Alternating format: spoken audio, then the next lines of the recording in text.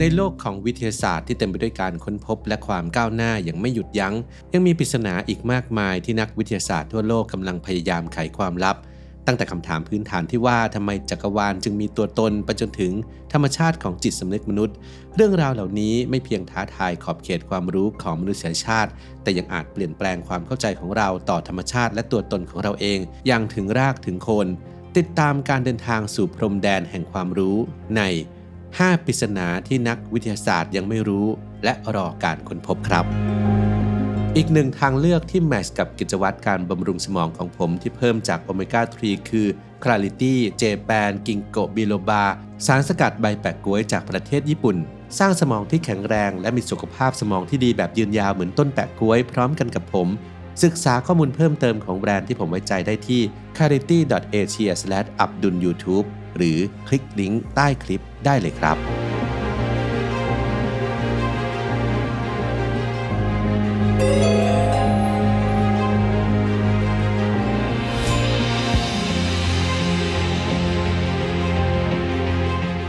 1. ปริศนาพื้นฐานของจักรวาล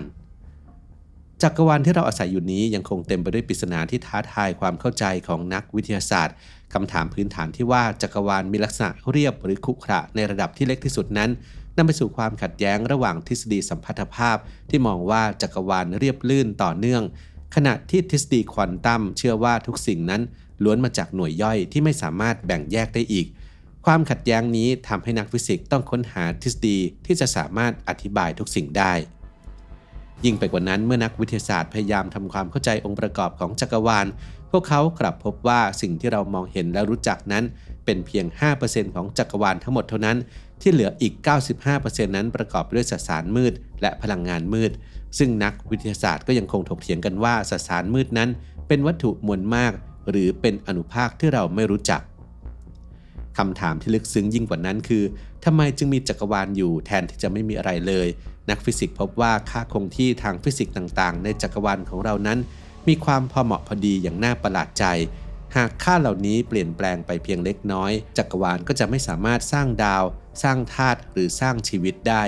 ความพอดีนี้นำไปสู่แนวคิดจักรวาลหลายมิติหรือมัลติเวิร์สที่เสนอว่าอาจจะมีจักรวาลอื่นๆอีกมากมายที่มีค่าคงที่แตกต่างออกไปในขณะที่นักวิทยาศาสตร์พยายามไขปริศนาเหล่านี้พวกเขาก็ต้องพัฒนาเครื่องมือและเทคโนโลยีที่ซับซ้อนมากขึ้นเรื่อยๆเช่นกล้องโทรทัศน์อวกาศเจมส์เว็บที่ช่วยให้เรามองเห็นถึงขอบจักรวาลและเครื่องเร่งอนุภาคขนาดใหญ่ที่จะช่วยให้เราเข้าใจธรรมชาติของสสารในระดับที่เล็กที่สุดการค้นพบคำตอบของปริศนาเหล่านี้อาจนำไปสู่การเปลี่ยนแปลงครั้งใหญ่ในความเข้าใจของเราต่อจักรวาลและที่มาของทุกสิ่ง2. ปริศนาของสสารและปฏิสสารหนึ่งในปริศนาที่น่าสนใจที่สุดในวงการฟิสิกส์คือทำไมเราและทุกสิ่งรอบตัวจึงเป็นสสารธรรมดาไม่ใช่ปฏิสสารตามทฤษฎีฟิสิกส์ของพอล ดิรักที่ค้นพบว่าสำหรับอนุภาคทุกชนิดในจักรวาลจะต้องมีคู่แฝดที่มีประจุตรงข้ามกันเช่นอิเล็กตรอนมีคู่แฝดคือโพซิตรอนหรือที่เรียกกันว่าปฏิอิเล็กตรอนตามกฎฟิสิกส์สสารและปฏิสสารควรมีจำนวนเท่ากันในจักรวาลแต่ความเป็นจริงกลับไม่เป็นเช่นนั้นเมื่อสสารและปฏิสสารปะทะกันพวกมันจะทำลายล้างกันและกลายเป็นพลังงานบริสุทธิ์นักวิทยาศาสตร์สันนิษฐานว่าในช่วงแรกเริ่มของจักรวาลอาจมีสสารมากกว่าปฏิสสารเพียงเล็กน้อยประมาณ1ส่วนในทุกๆ 10,000 ล้านส่วนและสสารส่วนเกินนี้เองที่กลายมาเป็นทุกสิ่งที่เรามองเห็นในปัจจุบันนักฟิสิกส์ทั่วโลกพยายามสร้างและศึกษาปฏิสสารในห้องทดลองแต่การทดลองเหล่านี้ทำได้ยากมากเพราะแม้จะสร้างปฏิสสารได้สำเร็จการเก็บรักษามันก็เป็นเรื่องที่ท้าทายแม้ปัจจุบันมนุษย์นั้นสามารถสร้างและเก็บรักษาปฏิสสารได้นานที่สุดเพียงไม่กี่นาทีในสภาพแวดล้อมพิเศษที่ควบคุมอย่างเข้มงวดความไม่สมดุลระหว่างสสารและปฏิสสารนี้เป็นหนึ่งในปริศนาที่ท้าทายความเข้าใจของเราเกี่ยวกับกฎพื้นฐานของจักรวาล3. ปริศนาของเวลาทุกวันนี้เราใช้ชีวิตโดยรับรู้ว่าเวลาไหลจากอดีตสู่อนาคตเพียงทิศทางเดียวแต่สิ่งที่น่าประหลาดใจคือกฎพื้นฐานทางฟิสิกส์ไม่ได้แยกแยะระหว่างอดีตกับอนาคตทฤษฎีทางฟิสิกส์ทั้งหมดนั้นสามารถทำงานได้ทั้งไปข้างหน้าและย้อนกลับแต่ในความเป็นจริงเราไม่เคยเห็นแก้วแตกกลับมาประกอบตัวเองใหม่ หรือไข่ที่ทอดแล้วกลับมาเป็นไข่ดิบอีกครั้งนักวิทยาศาสตร์พยายามอธิบายการไหลของเวลาผ่านแนวคิดเรื่องเอนโทรปีหรือระดับความไม่เป็นระเบียบที่เพิ่มขึ้นเรื่อยๆในระบบเปรียบเสมือนการเล่นไพ่ที่เริ่มต้นจากการเรียงกันอย่างเป็นระเบียบแต่เมื่อสับไพ่ความไม่เป็นระเบียบก็เพิ่มขึ้นการจะทำให้ไพ่กลับมาเรียงเหมือนเดิมต้องใช้พลังงานและความพยายามนี่คือสิ่งที่เรียกว่ากฎข้อที่2ของเทอร์โมไดนามิกส์ความเข้าใจเรื่องทิศทางของเวลายังส่งผลต่อความสามารถในการทำนายอนาคตดังจะเห็นได้จากการพยากรณ์อากาศที่แม่นยำได้เพียงประมาณ1สัปดาห์เพราะระบบอากาศมีความซับซ้อนและอ่อนไหวต่อการเปลี่ยนแปลงเริ่มต้นมากที่เรียกกันว่าผลผีเสื้อขยับปีกหรือ Butterfly Effect การเปลี่ยนแปลงเพียงเล็กน้อยในวันนี้อาจส่งผลให้การพยากรณ์ในระยะยาวผิดพลาดอย่างสิ้นเชิงแม้นักวิทยาศาสตร์จะเข้าใจกลไกมากมายเกี่ยวกับเวลาแต่คำถามพื้นฐานที่ว่าทำไมเวลาจึงไหลไปข้างหน้าเพียงทิศทางเดียวและทำไมเราจึงจำอดีตได้แต่ไม่รู้อนาคตยังคงเป็นปริศนาที่ท้าทายความเข้าใจของเรา 4. ปริศนาของชีวิตคำถามที่ติดตามมนุษยชาติมาตั้งแต่โบราณกาลคือชีวิตเริ่มต้นขึ้นมาได้อย่างไรนับตั้งแต่ทฤษฎีวิวัฒนาการของชาร์ลส์ดาร์วินที่อธิบายว่าสิ่งมีชีวิตที่ซับซ้อนพัฒนามาจากสิ่งมีชีวิตที่เรียบง่ายกว่าแต่คำถามที่ยังคงค้างคาคือสิ่งมีชีวิตเรียบง่ายที่สุดนั้นเกิดขึ้นมาได้อย่างไรจากสสารที่ไม่มีชีวิตในทศวรรษที่ 1950 นักเคมีสแตนลีย์ มิลเลอร์และฮาโรยูเรได้ทำการทดลองจำลองสภาพโลกยุคดึกดำบรรพ์โดยผสมก๊าซต่างๆที่คาดว่ามีอยู่ในบรรยากาศโลกยุคแรกและปล่อยกระแสไฟฟ้าเพื่อจำลองฟ้าผ่าผลการทดลองพบว่าสามารถสร้างกรดอะมิโนซึ่งเป็นองค์ประกอบพื้นฐานของโปรตีนได้แต่แม้จะปล่อยให้การทดลองดำเนินต่อไปนานเพียงใด